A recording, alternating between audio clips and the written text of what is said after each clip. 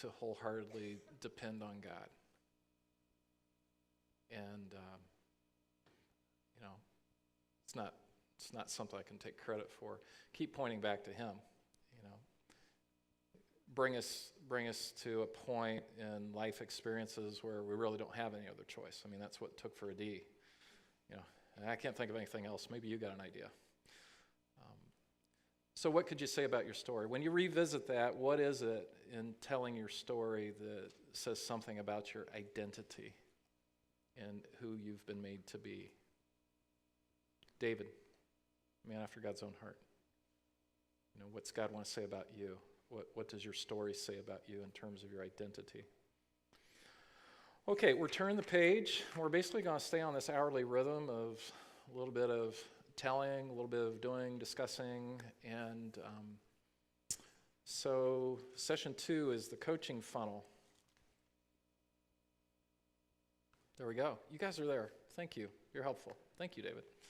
All right. So we're going to look at the coaching funnel and the life wheel, which is on the back of your one-page handout, which you picked up when you came in. The objective here is to grasp why the coachee sets the agenda. And we use conversational models, not only the coaching funnel, but you'll recognize the GROW model, and there are notes on the GROW model in your book. The coaching questions is like a reference book. It reiterates, and it's like a quick reference. So why do we use conversational models? Because it's the tool through which we manage a conversation. You are the manager of a conversation. You facilitate the conversation. Beginning coaches sometimes have a hard time doing that efficiently. You're not sure how much time to spend in which portion of the wheel. Okay, that'll come to you, and we're going to work through the funnel. And we're going to work through the funnel today. And you're going to have an opportunity to do that today and next week. So your comfort level in that will grow. So give yourselves over to the study and the practice of each portion of the funnel. Page 31 in Coaching Questions has more on the funnel. If you look at the top of the funnel, the goal, this is lightly defined, and we set a clear one-sentence future objective. I want to go to New York City by September 11th, 2014 I want to be there by that time. There's no how in that. This is where you can get stuck in coaching, or coachee can get stuck, is talking about how I'm going to do what I want to do. We're going to work on the SMART goal, and the SMART goal, remember, is what do I want by when and how will I know it? I want to be in New York City by September 11th. I'll know because I'll look around and see tall buildings and a lot of people dressed in a funny way. It's amazing, isn't it? Just how multicultural it is. Okay, and that's the goal. That qualifies. So when you're working the goal portion, this can go real quick. If you were at the Taste and See, you remember Jim is going to write a book. He thought about it. He goes, here's my goal. I want to have a book, this many pages, done by when? Okay, if they've got it, it meets the test, don't think you got to spend another 5 minutes talking about it. Okay, you can move on.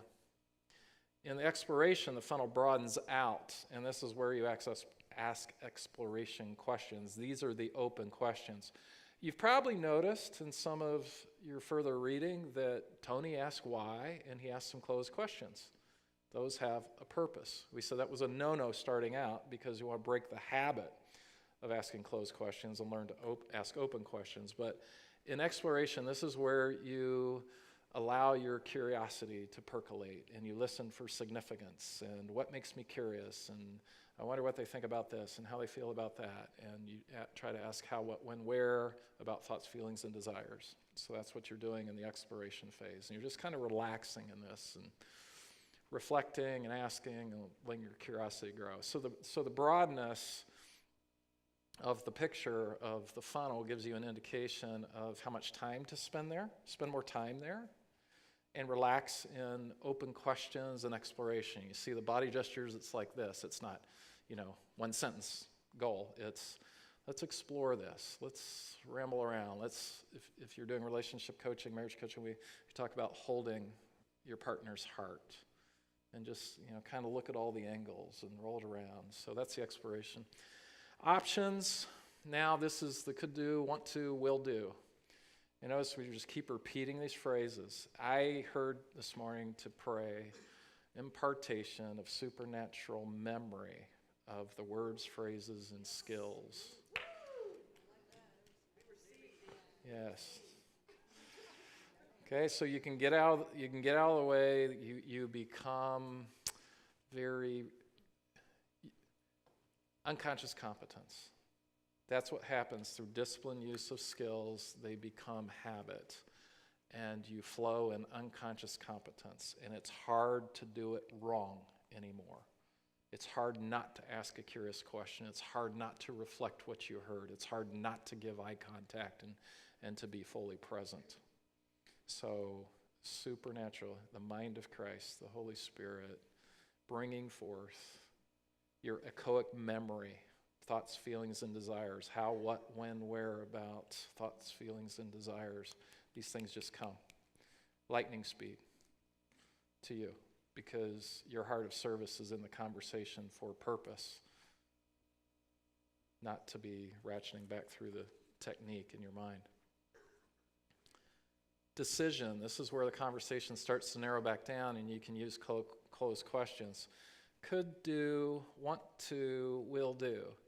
How could we get to New York? We can take a train, we can drive a car, we can go through the Lincoln Tunnel 3 times and get lost. It can be driven, it can go on Greyhound. Could do. These are all the ways we could do. Okay, that's the action steps. What do you want to do? I want to be driven. I don't want to drive. I want to be driven. I want to relax. I'd like to go in a limousine. Is that feasible? Is it affordable? That's also in the want to portion of exploring the options. What will you do, Jeff? Well, I've got some time to decide. So I will explore my options, and I will decide by, which would you prefer to do? Okay? That's a very direct, specific question. That's not an open question. Which of those options would you prefer to do? I prefer, what? It's been a while since I've been on Amtrak. I'd like to go by train. What will you do? I'll check the train options and make a decision by Thursday, because the decision needs to be made.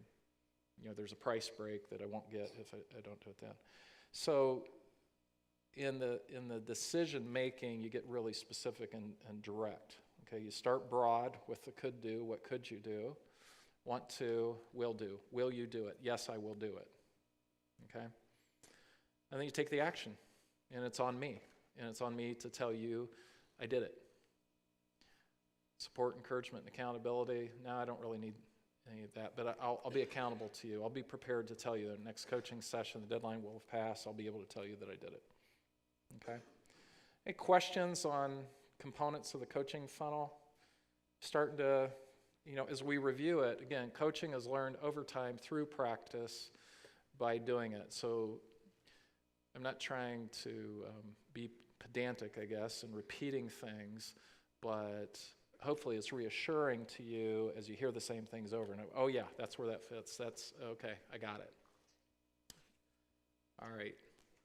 Who owns the agenda in coaching? So we're going to have Larry and Bob. You're going to get to think about Larry and Bob. Oops, that's backwards. Don't get up. Stay in your seats. All right. So a client's job sets the agenda and gets to make all the decisions. And the coach manages the conversation. You facilitate, you don't guide, you ask, you don't tell. Just talked about the funnel. All right, I want you to read through these and then take a few minutes to answer the questions. I'll give you 3 minutes to jot down answers to the questions underneath these statements. Right on the board. Yeah, just look at it from there. Is that not legible? Can you read it? Can I move? Oh, how's that for you? Okay.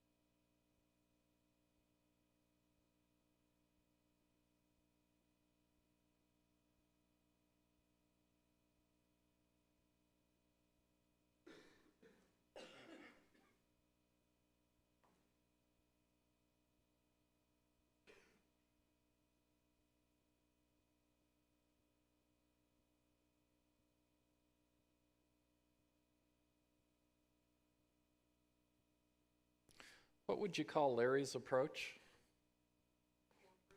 Corporate. Okay. What else? Other spicy adjectives. Mentoring. Okay, good. How about Bob's? What would you call Bob's approach? Heart-centered. Good. What else? Encouraging. Good. Which set of questions would you rather be asked? It's no brainer, right? Why? Feel valued and honored. You have a brain. You think, you know. That's where discipline, empowering, right? It's empowering. You know, I believe in you. How do you practice the discipline of believing? You ask people expecting that they may know something about what they're talking about. Who knows the mostest and the bestest about a situation? The person with the situation, okay? So how would this play with your leadership team? A team you serve as a leader or a director. Which approach do you use? Which would you prefer to use? How would they receive Bob's approach versus Larry's approach? Boy, there's I'm not looking at who's laughing right now, but there's some people like going, I think I do some of that.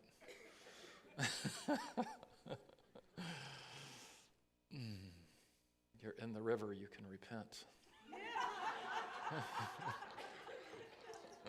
Mary Jo. David's behind you. Good. David, you're the man. You're everywhere. So I feel like Coach Bob's approach works really well if you're working with peers or you're working up, influencing up. But I'm thinking there's times if I go to my boss, I would like him or her to say, here's the general area I want you to focus on. Like that number one doesn't sound so bad in some ways because for providing some guidance. Mm-hmm. Set goals, here's the area that I think is important, move on it. So how do you make that fundamental decision? Well, so is that true? Is it more of a hierarchical structure based on when and where you might use or expect to be engaged in some of these? Or if you have full choice, how do you choose that? And truly, if your boss comes to you and says, where would you like to go? How do you decide and choose that? Yeah, it's well said. It's a great question, and it is reality when you're working with a table of organization that has directors who are more experienced for a reason. They may need to pull rank, make the decision, require, tell. The principle that many of us come to is coach always, mentor, direct, tell when you have to. You know, the chips are down, the person's not coming up with answers, they're not self-directing, or time is of the essence, and you've got to make an executive decision. You are the executive for a reason. You break out of that, and you float to another model because it needs to get done. What's lost, if that's your default posture, though, is the opportunity to grow leaders in your organization. So we've talked about this in some of our classes. In leadership development, it takes time. This is loaded on time and effort to develop leaders. If you never do it, you never exercise their problem-solving muscles, build them as better leaders of their own lives, and get to hand off to them.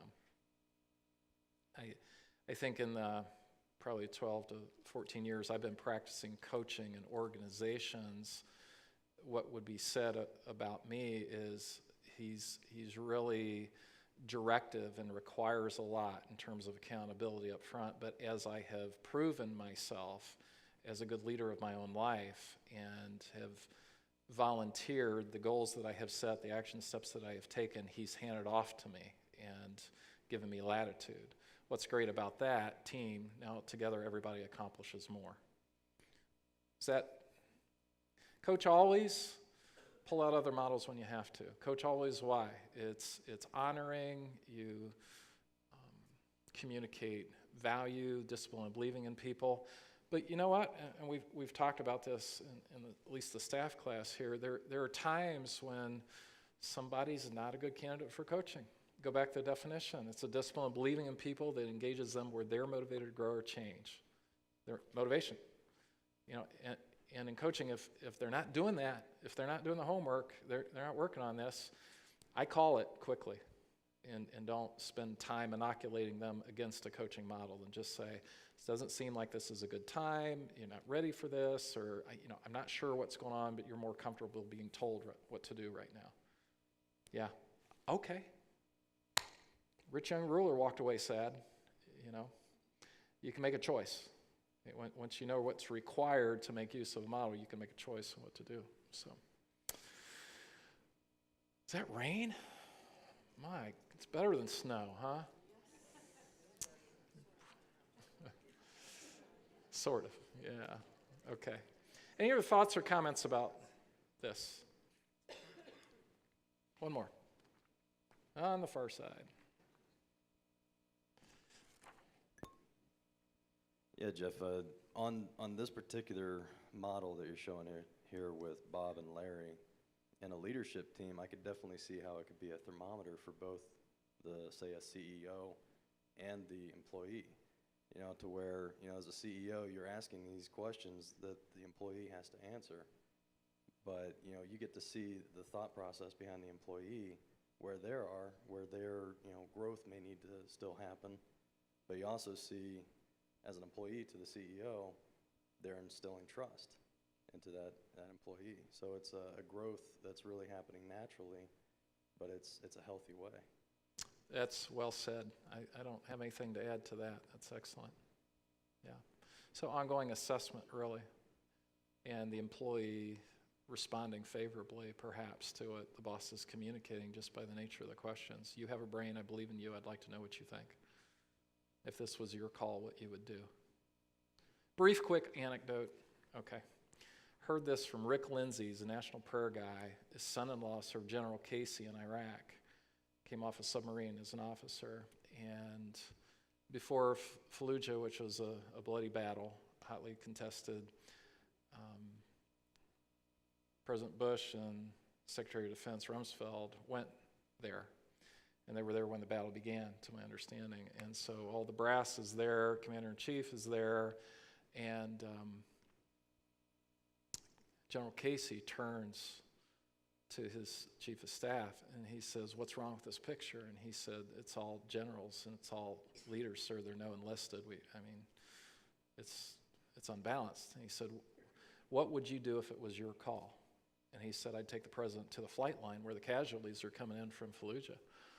And he said, "All right, that's what we're going to do." And so they went out, and the helicopter, and they walked the president and the generals up to this, and a medic is giving CPR to a soldier, and they're just standing there. And the president looks at the generals and says, "What's wrong with you guys?" Jumps into the helicopter and commands them to pray life back into that boy. I never saw that on CNN. What's the relevance of that?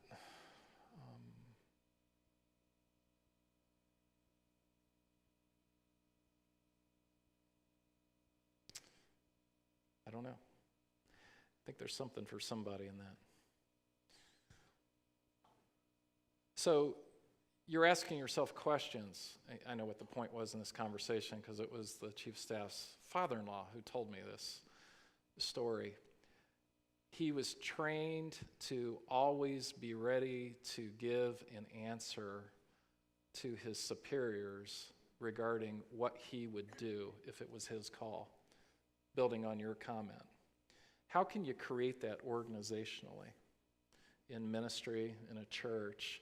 How can you create an atmosphere where everybody is willing to pick up the mic and tell you what's in their heart, or to do it in conversation? And how much is there to be learned, consensus to be developed, value in collaboration among the members of the body by creating a sense of expectation that there is something within you that I'm dying to know about?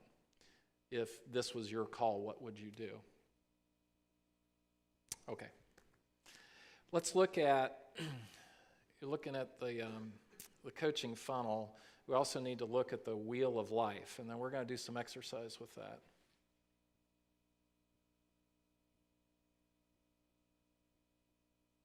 So you have this on the back of your handout, and most of you have taken a look at this in your book. If you've ever engaged a coaching relationship with me and others trained in this, this is one of the first things you do to get the lay of the land and understand what's happening in the different domains of a person's life. So let's talk through the areas, because sometimes there's some question about what is in the area. Page 33 in your book describes some of this. So in your coaching questions book.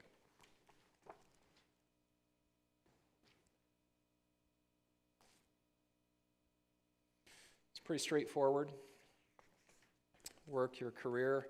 And this is basically satisfaction. It's an estimate of satisfaction. And I'd like you to, in a minute, work through these areas for yourself, because I'm going to ask you early on in this workshop, in this second session, to develop some agendas to be coached on that are real and relevant for your own life right now. So your work, your money, where things financially, your living environment, what do you like about it? Again, on a scale of 1 to 10, how satisfied am I with this area of my life currently? Personal growth, that's probably the most elusive. What does that mean? That can be intellectual, not reading enough, want to take some classes. Sometimes people merge that into the next, which is health and recreation. They include fitness in that. How healthy are you? How physically fit? Is there something you want to do with exercise? Your community, social, family and God are pretty self-evident. So what I'd like you to do is take a few minutes and take about 3 minutes and color in each of those sections on where you think it is in your life right now.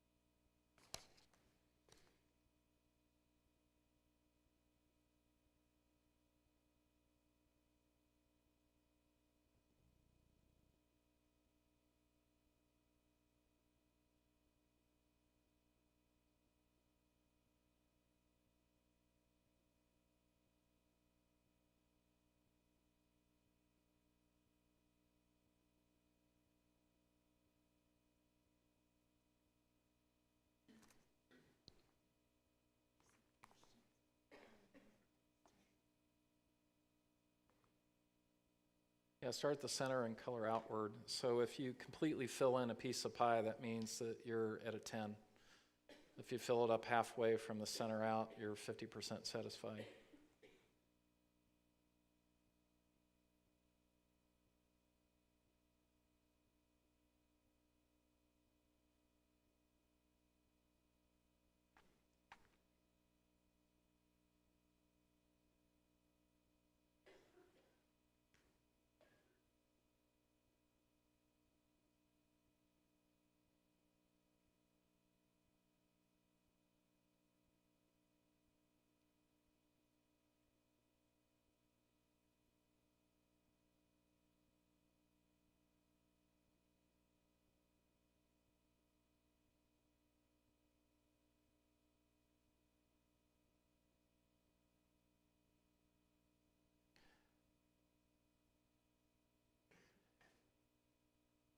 I can't sing like Matt, but I can sing. The rain made me think the wipers on the bus go back and forth. And and this makes me think about the wheels on the bus go round and round. But maybe not. Whose wheel is starting to look like cloppity clop? And is that a problem?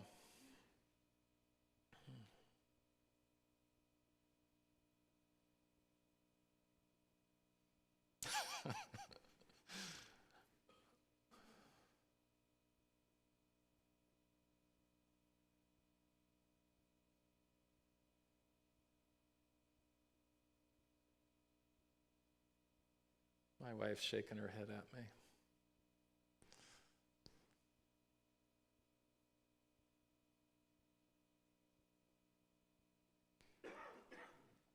Okay, a couple reflection questions here. Statement. This is a great assessment, self-assessment for where you are in your life. And what you're going to see in Calling Discovery, Tony teaches that there are 3 domains. One is your relationship with God, and what's the quality of his presence in your life. And just to abide and be in relationship with the Lord. The second is enjoying the world he made, including your body and nature, and caring for it and recreating and restoring.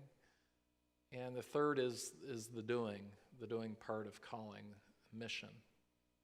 And he asserts that if any one of those areas is out of balance, that God will give you opportunities to bring them into balance.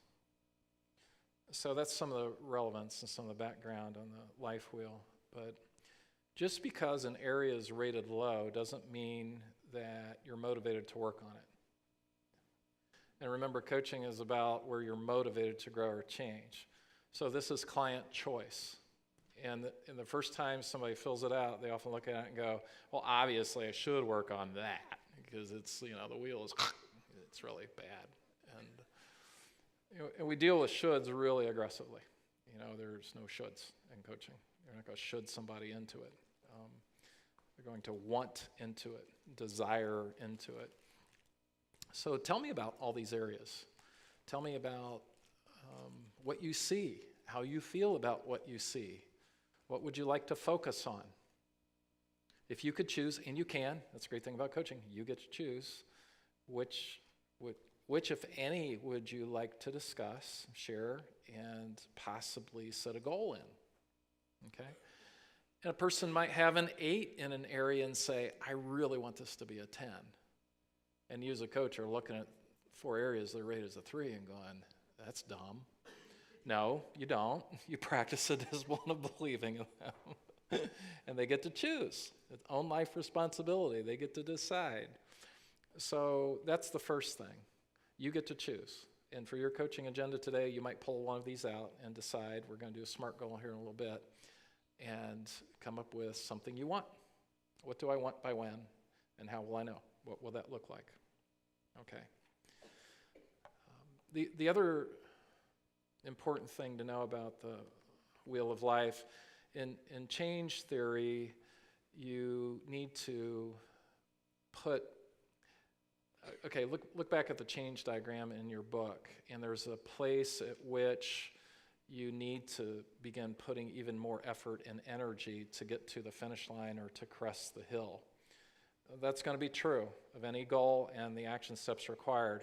So if there's an area that you want to raise from a 5 to an 8 and you get it to an 8, just like the flywheel, once it's in motion, it has momentum, this person may not need to put active energy into it to keep it at an 8 any longer. Okay? If you're working on hydration, and somebody at this table is working on hydration, I see 4 bottles. You might need to be really intentional about drinking half your body weight in ounces of water for a while and getting used to the restroom and all that kind of stuff. But after it's a habit, you really don't need to think about it. It's just natural to always have a bottle of water, or a habit in another area, journaling or study or arising for, quiet time of the word, journaling, reflecting. So you can move on to another area. Just because you're working on one area now doesn't mean that if you let it go.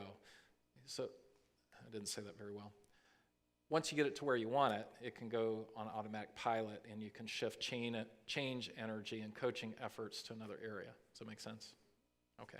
So if you didn't get that filled out, do it before we have some of our practice coaching sessions. The other thing I want to ask you to do is to reflect on some possible issues for coaching. I think we have this on the PowerPoint.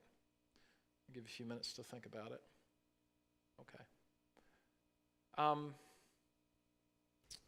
Let's see where that is. Okay. It is slide 18. Just have to get to it. All right, I'd like you to take just a few minutes and think through these questions. Other coaching agendas beyond the life wheel. These are possibilities for you to come up with to be coached on in your triads today. I'll sit down, let you read that, get out of the way. Take 3 minutes to do that, and then I'll give you instructions on your first triad work together.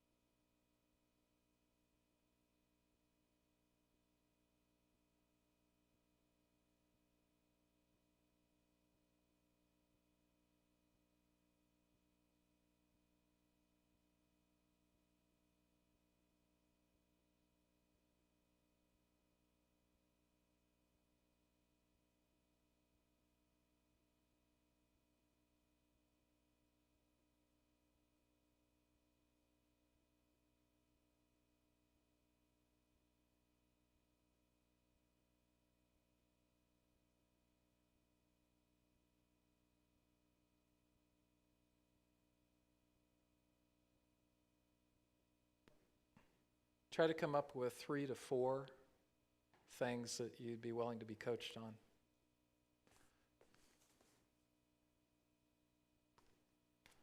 Then I would love it if somebody would come join me and let me do a little demo with you to give you a visual on what I'm going to ask you to do in your triads.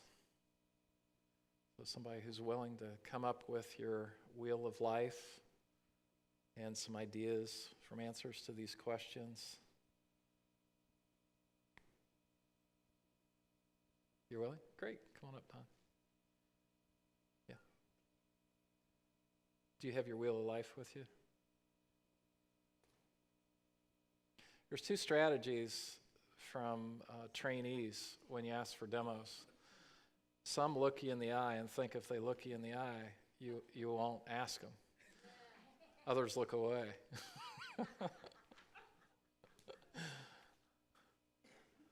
But this is all play. This is an opportunity for public vulnerability.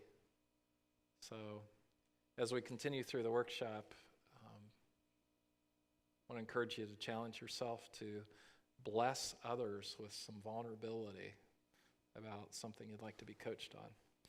It'll be fairly painless. Most will be pretty quick. So why don't you pull around beside me a little so those folks can see your face a little. How's that?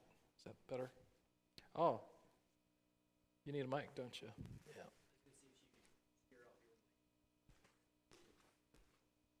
Thanks, David. Alrighty, so this is what you're going to do. When you coach, do your own style, but so what do you see in what your life wheel and maybe some of these questions? What's getting your attention? Physical stewardship, taking care of my body, being more attentive to that, exercise and diet stuff. What's moving you with desire in that area? My midriff is moving me. You'd like the midriff I see to move. Kiera. Yeah, I see Kiera and I go, I can do better than where I am right now. Yeah. Shakira, that's who I meant. Shakira, right? I'm dreaming big. Okay, what else? Notice I didn't drill down on it. We're just populating a list of possible areas to be coached on. Okay. I enjoy being physically active, and I have a real demanding schedule, and it makes it a challenge to fit that in. So it's like right now it's my yoga practice and walking the dog, and I want it to be more. Okay. So, something about your demanding schedule is a barrier? You see it's kind of a barrier right now? Or were you saying that your demanding schedule requires a higher level of fitness? Or maybe neither of those, I don't know. It's a time thing to cut that discipline out. I'll sacrifice that because I think I'd rather read. I'd rather, study or do something else, be on the computer or get some emails answered. I'll always kind of go to duties and responsibilities. Okay. So I'm instead trying to of clarify, but exercise. what I don't want to do, what I'm tempted to do, and I don't want you to do in your triads right now with this, is to keep drilling down on this, because we're all thinking curious questions right now about how to and what else this will mean to you. But I hear physical stewardship, desire for more exercise in addition to walking the dog, teaching yoga. Okay, other things that you might like to be coached on? Other possibilities, or are you pretty satisfied with this? That's real important to me. I think, I really want to embrace a long life, and that's real important to me, I think. And it also helps with stress and everything else. So it's real important to me. Okay, good. We're done. How about that? Thank you. All right.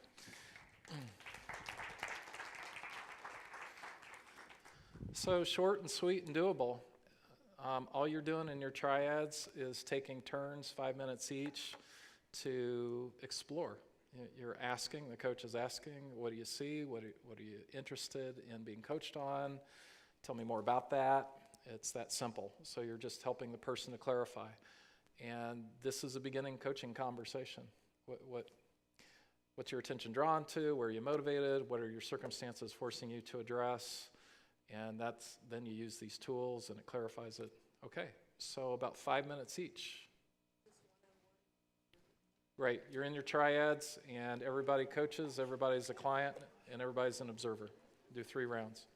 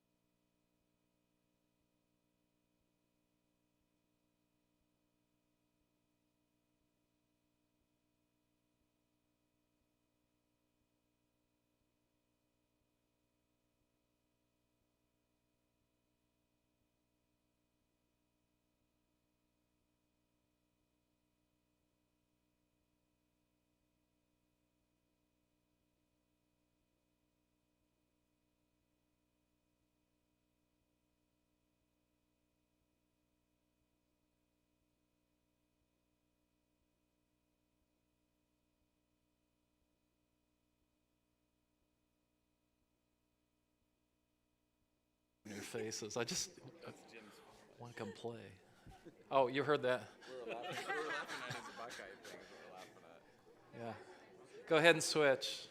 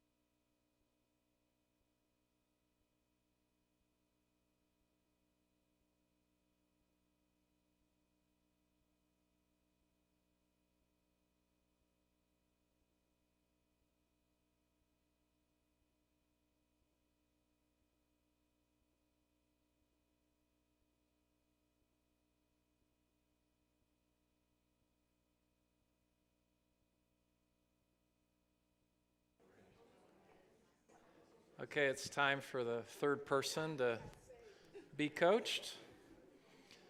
And when you're done with that, take a break. When the third person is done, you take a break till 11:07.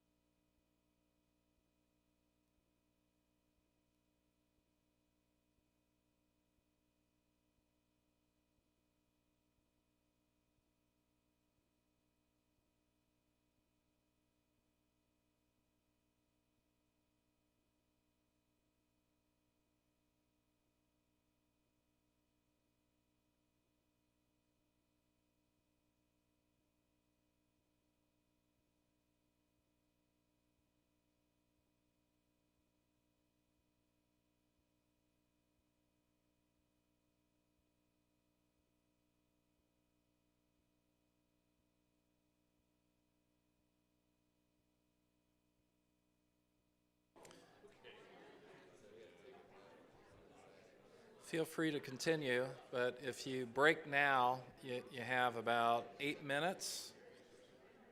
Get up quickly, and 11:08 we'll begin the next session.